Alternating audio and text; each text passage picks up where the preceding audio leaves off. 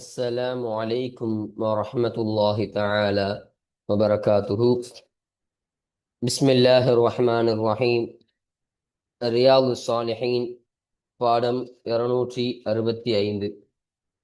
இந்த ரியாது சாலிஹின் கிதாபினுடைய 265ஆம் நாள் பாடத்தில் நாம் அமர்ந்திருக்கின்றோம். இந்த பாடத்தில் பாபுர் ரஜா என்ற தலைப்பின் கீழ் அமையக்கூடிய வரக்கூடிய ஹதீசுகளை பற்றி நாம் பேசிக் கொண்டிருக்கின்றோம். அல்ஹம்துலில்லாஹ். நம்முடைய ஜாமியா ரகீப் எஜுகேஷனல் ட்ரஸ்டின் மூலமாக பல தீன் சம்பந்தப்பட்ட சேவைகளையும் பல துன்யா சம்பந்தப்பட்ட சேவைகளையும் நாம் செய்து கொண்டிருக்கின்றோம்.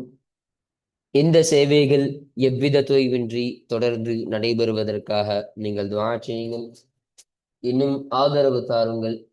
நன்மையில் ஒன்று சேருவோம், முந்திக் கொள்வோம். உங்களுடைய நன்கொடைகளை எங்களுக்கு நீங்கள் வழங்க விரும்பினால் எங்களுடைய பேங்க் அக்கவுண்ட் டீட்டெயில்ஸ், வங்கி முகவரிகள் இங்கு கொடுக்கப்பட்டிருக்கின்றது. இது அல்லாமல் இங்கு QR ஸ்கேனும் கொடுக்கப்பட்டிருக்கின்றது. இதன் மூலமாக நீங்கள் ஸ்கேன் செய்தும் உங்களுடைய நன்கொடைகளை எங்களுக்கு நீங்கள் தாராளமாக வழங்கலாம். அல்லாஹு தஆலா உங்கள் வாழ்நாளை மென்மேலும் பரக்கத்தானதாகவும் செழிப்பானதாகவும் ஆக்கி வைப்பானாக. ஆமீன் ஆமீன் யா ரப்பல் ஆலமீன். இப்பொழுது இந்த ரியாது ஸாலிஹீனுடைய 265ஆம் நாள் பாடத்தில் நாம் 2 ஹதீசுகளை பற்றி நாம் பேச இருக்கின்றோம். அந்த 2 ஹதீசுகளில் முதலாவது ஹதீஸானது அல்லாஹ் இறக்கிய வசனம் என்ற தலைப்பின் கீழ் அமையக்கூடிய முதல் ஹதீஸாக இருக்கின்றது. அப்போ இந்த ஹதீஸில் சொல்லப்படக்கூடிய செய்தி என்னன்னு சொன்னா, இங்கு ஸல்லல்லாஹு அலைஹி வஸல்லம் அன்னவர்களிடத்துல ஒரு நபர் வந்தாரு. அந்த நபர் வந்து சொல்றாரு, யா ரசூலல்லாஹ், நான் ஒரு பெண்ணை முத்தமிட்டு விட்டேன் யா ரசூலல்லாஹ், ஒரு அந்நிய பெண்ணை நான் முத்தமிட்டு விட்டேன். அப்போ நான் என்ன செய்யறது யா ரசூலல்லாஹ் என்று கேட்ட பொழுது அல்லாஹு தஆலா ஒரு வசனத்தை இறக்கி தருகிறான்.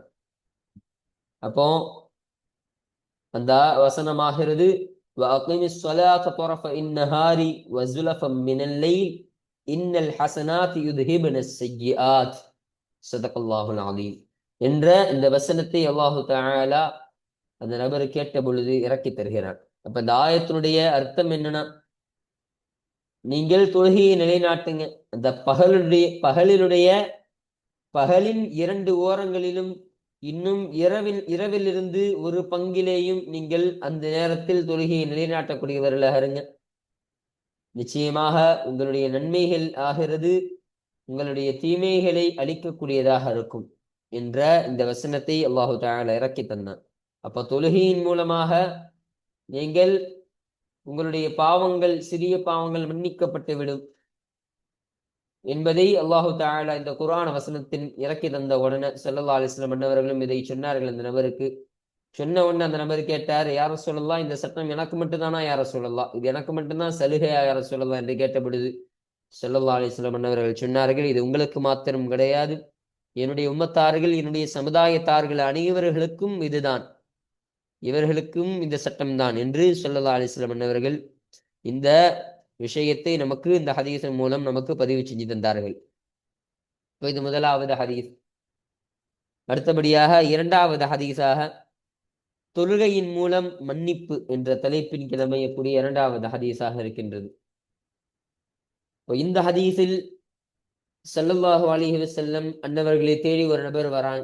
ஒரு நபர் வந்து சொல்றாங்க, யா ரசூலல்லாஹ், தண்டனைக்குரிய ஒரு செயலை நான் செய்து விட்டேன் யா ரசூலல்லாஹ், அதற்கான தண்டனையை இந்த வேதத்துல அல்லாஹுடைய அந்த இறை வசனத்துல அதற்கான தண்டனை என்ன எழுதியிருக்குதோ அந்த தண்டனை எனக்கு நீங்க நிறைவேற்றி கொடுங்க யா ரசூலல்லாஹ், அதை நீங்க எனக்கு செய்யுங்க யா ரசூலல்லாஹ் என்று சொன்ன பொழுது ஸல்லல்லாஹு உடனே அந்த தொழுகையுடைய நேரம் வந்துருச்சு. அந்த தொழுகையினுடைய நேரம் வந்த உடனே ஸல்லல்லாஹு அலைஹி வஸல்லம் அன்னவர்களோடு அந்த நபரும் தொழுதார். நம்ம தொழுது சலாம் கொடுத்து தன்னுடைய அந்த தொழுகையை நிறைவேற்றிய பொழுது திரும்பவும் சொன்னார், யா ரசூலல்லாஹ், தண்டனைக்குரிய ஒரு செயலை நான் செஞ்சுட்டேன் யா ரசூலல்லாஹ், எனக்கு அந்த தண்டனையை நீங்க நிறைவேற்றி கொடுங்க யா ரசூலல்லாஹ் என்று கேட்ட பொழுது ஸல்லல்லாஹு அலைஹி வஸல்லம் அன்னவர்கள் சொன்னார்கள், நீ எங்களோடு தொழுகையில் நீங்கள் கலந்து கொண்டீர்களா என்று ஸல்லல்லாஹு அலைஹி வஸல்லம் அவர்கள் கேட்டார்கள். அப்போ அந்த நபர் சொன்னாங்க, ஆமா யார சொல்லலாம், நான் உங்க பின்னால்தான் தொழுதேன் யார சொல்லலாம், அந்த தொழுகையை நானும் கலந்து கொண்டேன் யார சொல்லலாம் என்று அவர் சொன்ன பொழுது ஸல்லல்லாஹு அலைஹி வஸல்லம் அவர்கள் சொன்னார்கள், அப்படி என்றால் உன்னுடைய அனைத்து பாவங்களும் மன்னிக்கப்பட்டு விட்டது, உனக்காக வேண்டி எல்லா பாவம் மன்னித்து கொடுக்கப்பட்டது என்ற செய்தியினை ஸல்லல்லாஹு அலைஹி வஸல்லம் அவர்கள் அந்த நபருக்கு சொன்னார்கள் என்ற இந்த விஷயம்தான் இந்த ஹதீஸின் மூலம் பதிவு செய்யப்படக்கூடியதாக இருக்கின்றது. அப்போ இன்றைய பாடத்தில் இந்த 2 ஹதீஸுகளை பற்றி மாத்திரம் நம்ம பேச இருக்கிறோம். இதற்கான தர்ஜிமாக்கள், விளக்கங்கள், கூடுதல் செய்திகள் எல்லாம் இந்த ஹதீஸ் வாசிக்கும் பொழுது நம்ம பார்ப்போம். அல்ஹம்துலில்லாஹ். இப்போ நம்ம கிதாபை பார்ப்போம். 434வது ஹதீஸ். இந்த ரியாது ஸாலிஹீன் கிதாபில் பதிவு செய்யப்படக்கூடிய ஹதீஸ்களுடைய வரிசையின் பிரகாரம் இது 434வது ஹதீஸாக இருக்கின்றது என்பதை நமக்கு சொல்றாங்க. இந்த ஹதீஸானது யாரை தொட்டும் அறிவிக்கப்படக்கூடிய ஹதீஸாக இருக்கின்றது என்றால், வஅன் இப்னி மஸ்ஊத் ரலியல்லாஹு அன்ஹு, மஸ்ஊத் என்பவருடைய மகன் அப்துல்லா ரலியல்லாஹு அன்ஹு அன்னவர்களை தொட்டும் அறிவிக்கப்படக்கூடிய ஹதீஸாக இருக்கின்றது. அப்போ அப்துல்லா இப்னு மஸ்ஊத் ரலியல்லாஹு அன்ஹு அன்னவர்களை தொட்டும் ரலியல்லாஹு அன்ஹு அவர்களை தொட்டும் அல்லாஹு தஆலா பொருந்திக் கொள்வானாக. அவங்க சொன்னாங்க, அன்ன ரஜுலன் நிச்சயமாக ஒரு மனிதர், அஸாப மினல் மர்அதி குபுலத்தன் ஒரு பெண்ணிடமிருந்து அடைந்து கொண்டார், குபுலத்தன் ஒரு முத்தத்தை அடைந்து கொண்டார். அப்போ ஒரு மனிதர் ஒரு பெண்ணிடமிருந்து முத்தத்தை பெற்றுக்கொண்டார். அப்போ ஒரு பெண்ணை முத்தம் கொடுத்து விட்டார். முத்தம் கொடுத்து ஃபஅதன் நபிய ஸல்லல்லாஹு அலைஹி வஸல்லம், அப்பொழுது நபி ஸல்லல்லாஹு அலைஹி வஸல்லம் அன்னவரிடத்தில் அந்த நபர் வந்தார். வந்து ஃபஅக்பரஹு, அந்த செய்திகளை ஸல்லல்லாஹு அலைஹி வஸல்லம் அன்னவர்களுக்கு எடுத்துரைத்தார். ஸல்லல்லாஹு அலைஹி வஸல்லம் அன்னவர்கள் நடந்ததை சொல்றாங்க. யா ரசூலல்லாஹ், நான் ஒரு பெண்ணை இப்படி முத்தமிட்டுட்டேன் அப்படின்னு இந்த செய்தியை ஸல்லல்லாஹு அலைஹி வஸல்லம் அன்னவர்கள்ட்ட வந்து சொல்றாங்க. அப்போ அந்த பெண் ஆகிறவள் ஒரு அஜ்னபியான ஒரு பெண்ணு, ஒரு அந்நிய பெண்ணாக இருக்கிறாள், தன்னுடைய மனைவி கிடையாது. ஒரு அந்நிய பெண்ணை முத்தமிடுவது என்பது ஹராமான ஒரு காரியம். ஒரு அந்நிய பெண்ணை தொடுவது என்பதே ஹராம் தான். அப்போ முத்தமிடுவது ஹராம். அப்போ அந்த நான் இதே மாதிரி ஒரு பாவத்தை செஞ்சுட்டேன் யார சொல்லலாம் அப்படின்னு சொல்றாங்க. அந்த நபர் வந்து ஸல்லல்லாஹு அலைஹி வஸல்லம் அவர்கள சொன்ன பொழுது ஃபஅன்ஸலல்லாஹு தஆலா, அப்பொழுது உயர்ந்த அந்த அல்லாஹு தஆலா இறக்கினான், இந்த ஆயத்தை இறக்கினான். இந்த ஆயத்து என்ன? وَأَقِمِ الصَّلَاةَ طَرَفَيِ النَّهَارِ وَزُلَفًا مِنَ اللَّيْلِ إِنَّ الْحَسَنَاتِ يُذْهِبْنَ السَّيِّئَاتِ ஸதகல்லாஹுல் அஸீம் என்று சொல்லப்படக்கூடிய ஒரு ஆயத். இப்போ இந்த ஆயத்தை அல்லாஹு தஆலா அவர் சொல்லக்கூடிய அந்த சமயத்தில் இறக்கி தருகிறான். அந்த ஆயத்தினுடைய அர்த்தம் என்ன? வஅகிமிஸ் ஸலாத்த, இன்னும் தொழுகையை நீங்கள் நிலைநாட்டுங்கள், தொரஃப இந்நஹாரி, பகலினுடைய இரு ஓரங்களில் நீங்கள் தொழுகையை நிலைநாட்டுங்கள், வஸுலஃபம் மினல் லைலி, இன்னும் இரவிலிருந்து ஒரு பகுதியிலேயும் நீங்கள் தொழுகையை நிலைநாட்டுங்கள் என்று அல்லாஹ் சொன்னான். இப்போ நீங்க அந்த பகல்ல இருந்து இரு ஓரங்கள்னா இந்த பகல்ல இருக்கக்கூடிய 2 நேரம், அதாவது பகல் எங்க தொடங்குது, காலை எங்க தொடங்குது, சுபஹ் நேரம். அப்ப பகல் எங்க முடியுது, மகரிபுடைய நேரம். அப்ப 2 ஓரம்னா அது ஆரம்பிக்கக்கூடிய அந்த ஓரமும் முடியக்கூடிய அந்த ஓரமும். அப்ப சுபஹ் நேரத்திலேயும் நீங்கள் அந்த முடியக்கூடிய மகரிபுடைய அந்த நேரத்துல, மகரிபு முன்னால் உள்ள அந்த நேரத்திலேயும் நீங்கள் உங்களுடைய தொழுகையை நீங்கள் நிலைநாட்டிக் கொள்ளுங்கள் என்று அல்லாஹ் சொன்னான். இன்னும் மஸுலஃபம் மினல் லைல், இன்னும் இரவிலிருந்து ஒரு பகுதியையும் நீங்கள் தொழுகையாக நீங்கள் நிலைநாட்டுங்கள். அப்போ இரவிலிருந்து ஒரு சின்ன பகுதியில இரவு வணக்கத்தை நீங்கள் தொழுவுங்கள் என்று அல்லாஹு தஆலா சொல்லி காட்டுகிறான். சொல்லிவிட்டு சொல்கிறான், இன்னல் ஹசனாத்தி, நிச்சயமாக நன்மைகள் ஆகிறது, யுத்ஹிபன ஸய்யிஆத்தி, தீமைகளை போக்கிவிடக்கூடியதாக இருக்கின்றது என்று அல்லாஹ் சொல்லி தருகிறான். அப்ப நீங்க செய்யக்கூடிய அந்த நன்மைகள், நீங்கள் இப்படி தொழுதீர்கள் என்று சொன்னால் அந்த நன்மை ஆகிறது உங்களுடைய தீமைகளை, உங்களுடைய பாவங்களை அது போக்கிவிடக்கூடியதாக இருக்கும். அதனால் நீங்கள் தொழுகையை நிலைநாட்டுங்கள் இன்னென்ன நேரத்தில் என்று அல்லாஹு தஆலா இந்த ஆயத்தை இறக்கி தருகிறான்.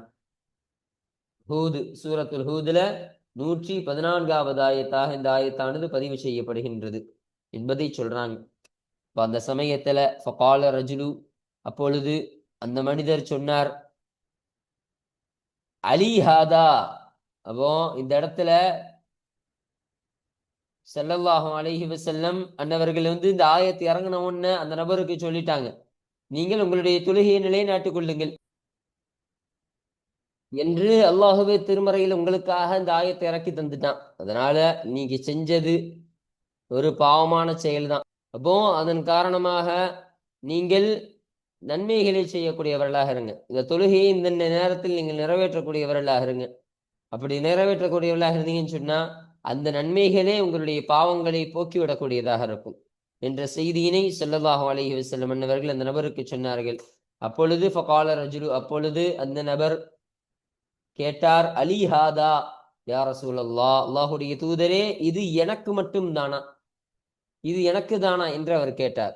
அப்போ இந்த சட்டம் எனக்கு தானா யார சொல்லலாம், எனக்கு மட்டும்தான் இந்த சட்டமா யார சொல்லலாம், வேற யாருக்கும் கிடையாதா அப்படின்னு கேட்ட பொழுது கால ஸல்லல்லாஹு அலைஹி வஸல்லம் அவர்கள் சொன்னார்கள், லி ஜமீஇ உம்மதி குல்லிஹிம், என்னுடைய சமுதாயத்தார்கள் ஒவ்வொருவர்களுக்கும், என்னுடைய சமுதாயத்தார்கள் அனைவர்களுக்குமே இந்த சட்டம் தான் என்று ஸல்லல்லாஹு அலைஹி வஸல்லம் அவர்கள் சொன்னார்கள். இப்போ உனக்கு மட்டும் இல்லப்பா, இப்படி சிறுபாவங்கள் செய்யக்கூடிய என்னுடைய சமுதாயங்கள், அந்த என்னுடைய சமுதாயம் ஒரு சிறுபாவம் செய்யறாங்கன்னு சொன்னா அவர்கள் இந்த தொழுகையை இந்த நேரத்தில் நிறைவேற்றிக் கொள்ளட்டும். நிறைவேற்றினால் அந்த நன்மைகள் அவர்கள் செய்த அந்த தீமைகளை அழிக்கக்கூடியதாக இருக்கும் என்ற செய்தியினை ஸல்லல்லாஹு அலைஹி வஸல்லம் அவர்கள் அந்த நபருக்கு சொன்னார்கள். பாருங்க, முத்தஃபகுன் அலைஹி, இந்த ஹதீஸானது புகாரி முஸ்லிம் ரஹ்மத்துல்லாஹி அலைஹிமா அவர்கள் இருவரும் இத்திஃபாக செய்து சேர்ந்து அறிவித்த ஹதீஸாக இந்த ஹதீஸானது அமைகின்றது என்பதை சொல்றாங்க. அப்போ இதுதான் இந்த 434வது ஹதீஸ். இந்த ஹதீஸானது இந்த பாடத்திற்கு கீழே பதிவு செய்யப்படுவதற்கான காரணம் என்னன்னு சொன்னா, இங்கு ஸல்லல்லாஹு அலைஹி வஸல்லம் அன்னவரிடத்துல அந்த நபர் ஒரு பெண்ணை முத்தமிட்டுட்டேன் என்று சொல்லி இவர் வரும் பொழுது அல்லாஹ் இந்த குர்ஆன் ஆயத்தை இறக்கி தந்தான். அல்லாஹ் என்ன சொல்ல வரான், நீங்க செய்யக்கூடிய அந்த பாவம், அந்த பாவத்தை நீங்கள் கழுக வேண்டுமா, அந்த பாவத்தை நீங்கள் அழிக்க வேண்டும் என்று சொன்னால் நீங்கள் நன்மையை செய்து கொள்ளுங்கள், இந்த நேரத்தில் நீங்கள் தொழுது கொள்ளுங்கள். நீங்கள் இப்படி தொழுகையை நிறைவேற்றுவதன் மூலமாக உங்களுக்கு நன்மைகள் சேரக்கூடியதாக இருக்கும். அந்த நன்மைகள் உங்களுடைய அந்த பாவங்களை மன்னிக்க கூடியதாக இருக்கும் என்று அல்லாஹு தஆலா சொல்லி காட்டினான். அப்போ அவர் செய்த அந்த பாவத்திற்கு அல்லாஹ் ஒரு தொழுகையை தான் பிராச்சித்தமா கொடுக்குறான். அந்த தொழுகையை அவர் நிறைவேற்றுவதன் மூலமாகவே அல்லாஹு தஆலா அவரை மன்னித்து கொடுக்கக்கூடியவனாக இருக்கிறான் என்று சொன்னால் அல்லாஹு தஆலா எந்த அளவிற்கு இரக்கமுடையவனாகவும் ஆதரிப்பவனாகவும் இருக்கிறான் என்பதை விளங்கிக் கொள்ள வேண்டும். ஸல்லல்லாஹு அலைஹி சொன்னாங்களா இல்லையா, லி ஜமீஇ உம்மத்தி குல்லி, என்னுடைய சமுதாயத்தார்கள் அனைவர்களுக்கும் இது உண்டுன்னு சொன்னாங்க. அப்ப அல்லாஹு தஆலா எல்லாமே இந்த சமுதாயத்தார்கள் இப்படி சிறுபாவம் செஞ்சுட்டாங்கன்னு சொன்னா அவர்கள் முறையான தொழுகையை நிறைவேற்றி நன்மைகளை செய்தாலே போதும். அந்த நன்மைகளை கொண்டே அல்லாஹு தஆலா அவருடைய தீமையை போக்கிவிடக்கூடியவனாக இருப்பான். இந்த நன்மைகள் அவருடைய தீமையை போக்கிவிடும். அந்த அளவிற்கு அல்லாஹு தஆலா தன்னுடைய அடியார்களை ஆதரிப்பவனாக இருக்கிறான் என்பதை காட்டும் விதமாக தான் இந்த ஹதீஸானது இந்த பாடத்திற்கு கீழே பதிவு செய்யப்படுவதற்கான காரணமாக இது அமைகின்றது. அல்ஹம்துலில்லாஹ். இப்போ அடுத்தபடியாக 435வது ஹதீஸை நம்ம பார்ப்போம். இப்போ இந்த ஹதீஸானது யாரை தொற்றும் அறிவிக்கப்படக்கூடிய ஹதீஸ் என்பதை பார்க்கும் பொழுது, வான் அனஸின் ரதியல்லாஹு அன்ஹு, அனஸ் ரதியல்லாஹு அன்ஹு அன்னவர்களை தொற்றும் அறிவிக்கப்படக்கூடிய ஹதீஸாக இது அமைகின்றது. ரதியல்லாஹு அன்ஹு அவர்களை தொற்றும் அல்லாஹு தஆலா பொருந்திக் கொள்வானாக. قال, அந்த அனஸ் ரதியல்லாஹு அன்ஹு அன்னவர்கள் சொன்னார்கள், ஜாஅ ரஜுலுன் இலன் நபியி ஸல்லல்லாஹு அலைஹி வஸல்லம், நபி ஸல்லல்லாஹு அலைஹி வஸல்லம் அவர்களின் பக்கம் ஒரு நபர் வந்தார். ஸல்லல்லாஹு அலைஹி வஸல்லம் அவங்கள அருகாமையில ஒரு நபர் வந்தாங்க.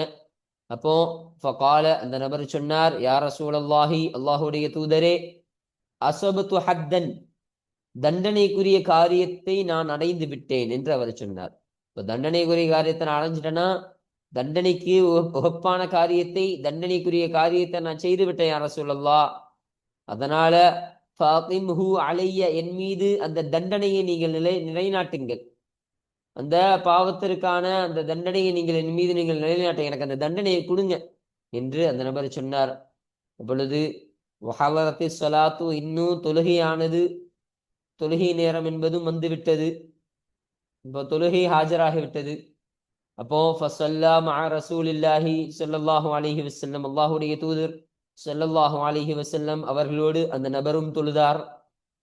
அப்போ ஃபலம்மா கலஸ் ஸலாத்த, அப்பொழுது தொழுகையானதை நிறைவேற்றிய பொழுது, இப்போ தொழுகையை அவங்க நிறைவேற்றிய பொழுது, கால அவர் சொன்னார், யா ரசூலல்லாஹி, அல்லாஹுடைய தூதரே, இன்னி நிச்சயமாக நான் அஸ்வபத்து ஹத்தன், தண்டனைக்குரிய ஒரு காரியத்தை அடைந்து விட்டேன், தண்டனைக்குரிய செயலை நான் செஞ்சிட்டேன். அதனால ஃபாகிம் ஃபிய, என் விஷயத்தில் நீங்கள் நிலைநாட்டுங்கள், கிதாப் அல்லாஹி, அல்லாஹுடைய அந்த வேதத்தின் ரீதியாக, அதாவது அல்லாஹுடைய அந்த வேத சட்டத்தின் மூலமாக என்னிலே நீங்கள் அந்த தண்டனையை நிலைநாட்டுங்கள். அப்போ அல்லாஹுடைய வேதத்துல இந்த இந்த பாவத்திற்காகவே என்ன தண்டனை இருக்குதோ யார சொல்லலாம், அந்த தண்டனையை எனக்கு நீங்க நிறைவேற்றி கொடுங்க. அல்லாஹ்வுடைய அந்த வேத சட்டப்படி இருக்கக்கூடிய அந்த தண்டனையை நீங்கள் எனக்கு நீங்கள் நிலைநிறுத்துங்க, என்னிலே நீங்கள் நிலைநிறுத்துங்கள் என்று அந்த நபர் சொன்னார். அப்போ கால ஸல்லல்லாஹு அலைஹி வஸல்லம் அவர்கள் கேட்டார்கள், ஹல் ஹதர்த மஅன ஸலாத்த, நீ தொழுகையில் எங்களோடு கலந்து கொண்டாயா, ஹாதிராயனாயா என்று ஸல்லல்லாஹு அலைஹி வஸல்லம் அவர்கள் கேட்டாரு. இப்ப தொழுகை நடந்துச்சப்பா, அந்த தொழுகையோடு எங்களோடு நீங்க கலந்துக்கிட்டீங்களா, அந்த தொழுகையில் எங்களோடு நீங்க தொழுதீங்களா என்று ஸல்லல்லாஹு அலைஹி வஸல்லம் அவர்கள் கேட்டார்கள். அதற்கு கால, அந்த நபர் சொன்னார், நஅம், ஆமாம் யா ரசூலல்லாஹ், நான் கலந்து கொண்டேன், உங்களோடு தான் நான் தொழுதேன் அப்படின்னு அந்த நபர் சொன்னார். அப்போ கால ஸல்லல்லாஹு அலைஹி வஸல்லம் அவர்கள் சொன்னார்கள், கத் உஃபிர லக, திட்டமாக உனக்கு மன்னித்து கொடுக்கப்பட்டது என்று ஸல்லல்லாஹு அலைஹி வஸல்லம் அவர்கள் சொன்னார்கள். உன்னுடைய பாவம் மன்னிக்கப்பட்டுச்சுப்பா, நீ எங்களோட தொழுதாய் தானே, நீ எங்களோட தொழுதியில, அதனால உனக்காக வேண்டி அந்த பாவத்தை அல்லாஹ் தஆலா மன்னித்து விட்டான், உனக்கு அந்த பாவம் மன்னித்து கொடுக்கப்பட்டு விட்டது என்று ஸல்லல்லாஹு அலைஹி வஸல்லம் அவர்கள் அந்த நபரிடத்தில் சொன்னார்கள் என்ற செய்தியினை இந்த ஹதீஸின் மூலமாக நமக்கு பதிவு செஞ்சு தராங்க. பாருங்க, முத்தஃபக்குன் அலைஹி, இந்த ஹதீஸானது புகாரி முஸ்லிம் ரஹ்மத்துல்லாஹி அலைஹிமா அவர்கள் இருவரும் இத்திஃபாக் செய்து சேர்ந்து அறிவித்த ஹதீஸாக இந்த ஹதீஸானது அமைகின்றது. இப்போ இதுதான் 435வது ஹதீஸு. இப்போ இந்த ஹதீஸில் சொல்லப்பட்ட ஒரு வார்த்தை, இந்த அஸ்வபத்து ஹத்தன் என்ற வார்த்தைக்கான அர்த்தம் அது எப்படி வரும் என்பதற்கான அந்த முழு விளக்கத்தை நமக்கு சொல்றாங்க பாருங்க. வகௌலுஹு அஸ்வபத்து ஹத்தன், அஸ்வபத்து ஹத்தன் என்ற அந்த நபருடைய அந்த சொல்லாகிறது. மஅனாஹு, அதனுடைய அர்த்தமாகிறது மஅசியத்தன், ஒரு பாவம், எத்தகைய பாவம், தூஜிபு தஅஸீர, தண்டனையை வாஜிபாக்கி விடுமே அத்தகைய பாவம், அப்ப தண்டனையை கட்டாயமாக்கி விடக்கூடிய பாவம். அப்போ தஅஸீர்னு சொன்னா யதார்த்தமான ஷரியாத்தின் குற்றவியல்ல உள்ள தண்டனை கிடையாது, அதுவல்ல தஅஸீர். திட்டுதல் போன்ற அந்த தண்டனை தான் தஅஸீர் என்ற தண்டனையாக இருக்கின்றது. அத்தகைய பாவத்தை நான் அடைந்து விட்டேன் என்று அவர் சொன்னார். அப்போ அதுதான் அந்த அர்த்தத்திற்கு வரக்கூடியதாக இருக்கு. அப்படி தண்டனைக்குரிய பாவத்தை நான் செஞ்சுட்டேன் யார சொல்லலாம் என்றுதான் அவர் சொல்லக்கூடியவராக இருக்கிறாரு. மற்றபடி வலைசல் முராது, இன்னும் நாட்டம் என்பது இல்லை, அல் ஹத்த, அந்த தண்டனையை குறித்து நாட்டம் என்பது இல்லை. எப்படிப்பட்ட அந்த தண்டனை, ஷரீஇல் ஹகீகி, யதார்த்தமான ஷரியாத்தின் குற்றவியல் தண்டனை அல்ல. ஓ என்ன மாதிரி, கஹத்தி ஜினா வல் ஹம்ரி வகைரிஹிமா, விபச்சாரத்தினுடைய அந்த தண்டனையை போல, வல் ஹம்ரி, இன்னும் மருது அருந்துவதன் மூலமாக இருக்கக்கூடிய அந்த தண்டனையை போல, வகைரிஹிமா, இன்னும் அவை இரண்டும் அல்லாத அந்த தண்டனைகளை போல உள்ள அந்த ஹகீகியான ஷரஈயான சட்ட ரீதியான உள்ள அந்த தண்டனையை அவருடைய நாட்டம் அல்ல என்பதை நமக்கு இங்கு சொல்லி தருகிறார்கள். அப்போ எனவே நிச்சயமாக இந்த தண்டனைகளாகிறது லா தஸ்குது பிஸ்ஸலாத்தி, தொழுகையை கொண்டு அது வீழ்ந்து விடாது. வலா யஜூசு, இன்னும் ஜாயிஸாகாது, கூடுமாகாது, லில் இமாமி, ஒரு தலைவருக்கு, தருக்குஹா, அதை விடுவது என்பது ஒரு தலைவருக்கு ஜாயிஸும் ஆகாது என்று நமக்கு சொல்லித்தராங்க. அப்போ அவர் செஞ்ச பாவம் தண்டனைக்குரிய பாவம் என்பதாக அவர் சொல்றாரு. ஆனா அவருடைய முராது என்னன்னா, அப்ப அவருடைய நாட்டம் என்னன்னா, அவர் உண்மையிலேயே செஞ்ச பாவம் வந்து தண்டனைக்குரிய பாவம் கிடையாது. அவர் ஒன்றும் ஜினா செய்யல, ஹம்ரு அருந்தல, இப்போ இதெல்லாம் பெரும் பாவங்கள். இப்போ இந்த பாவத்திற்கெல்லாம் தண்டனை இருக்கு. அப்போ ஒரு ஜினாவினுடைய, ஒரு விபச்சாரத்தினுடைய அந்த சட்ட தண்டனை இந்த அளவு இருக்குன்னு சொன்னா, ஒரு கல்யாணம் முடிக்காதவன், அதாவது ஒரு திருமணமாகாத ஒருவன் ஒரு ஜினாவில் ஈடுபட்டு விட்டான் என்று சொன்னால் அவனுக்கு 100 சவுக்கேடிகள் கொடுக்க வேண்டும். இதுதான் இந்த இஸ்லாம் சட்டமாக இருக்கின்றது. அப்போ 100 சவுக்கடிகள் கொடுத்தால் அவனுடைய அந்த பாவம் கழிந்து விடும், அவனுக்கான அந்த தண்டனை நிறைவேற்றப்பட்டு விடும். இப்போ இது முதல் விஷயம். ரெண்டாவது என்னன்னா, அரபு நாடுகளில் பார்த்தா நமக்கு தெரியும், ஒரு பெண் ஜினா செய்து விட்டால், திருமணம் முடிந்த பின் அவள் ஜினாவில் விபச்சாரத்தில் ஈடுபட்டு விட்டாள் என்று சொன்னால் அவளை ஒரு குழியில் இறக்கி விடுவார்கள். இறக்கிவிட்டு அவளுடைய இடுப்பு வரையிலும் அந்த குழியை நிரப்பி, அதாவது அந்த குழியில் அவளை இடுப்பு வரையிலும் மூடி விடுவார்கள். மூடிவிட்டு பின்பு சுற்றி நின்று மக்கள் கல்லை கொண்டு அடித்து அவளுடைய ஒஃபாத்து வரையிலும் அடித்து மரணிக்க செய்வார்கள். இதுதான் இஸ்லாத்தினுடைய ஒரு சட்டமாக இருக்கும். அரபு நாட்டுகள்லாம் பார்த்தா தெரியும், ஒரு குழி தோண்டி அந்த குழியில் ஒரு நபரை இறக்கிடுவாங்க. அங்க இறக்கி சுற்றி மக்கள் நின்று அவரை கல்லால் அடித்து கொள்ளக்கூடியவர்களாக இருப்பார்கள்.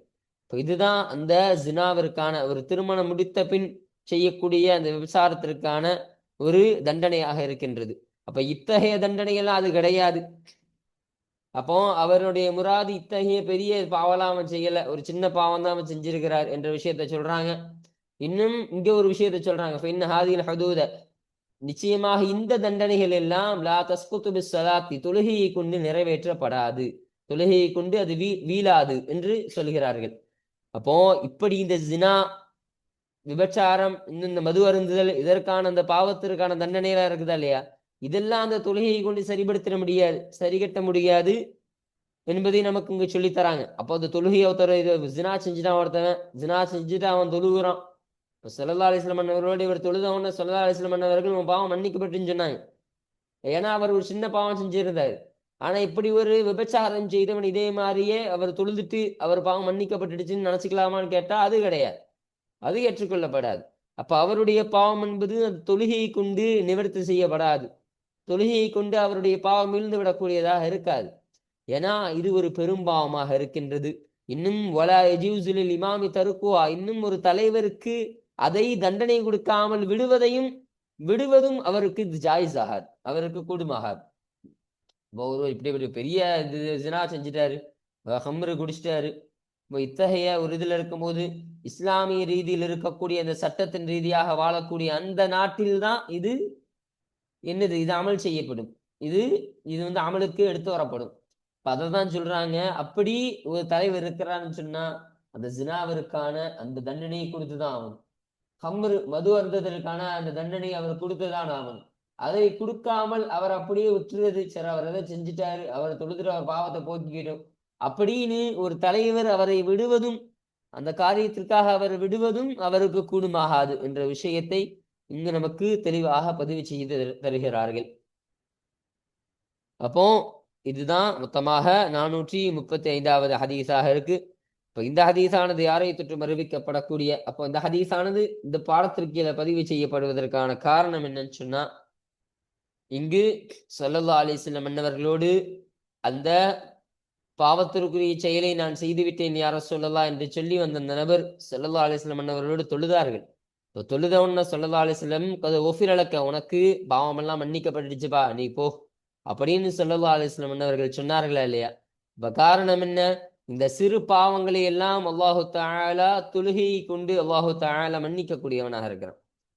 இப்போ மேல சொல்லப்பட்ட அந்த ஹதீஸில் நம்ம சொன்னோம், அல்லாஹு தஆலா குர்ஆன்ல ஆயத்தை இறக்கினான், இன்னல் ஹஸனாத் யுத்ஹிபன ஸய்யிஆத், நன்மைகள் எல்லாம் தீமைகளை போக்கிவிடக்கூடியதாக இருக்கும்.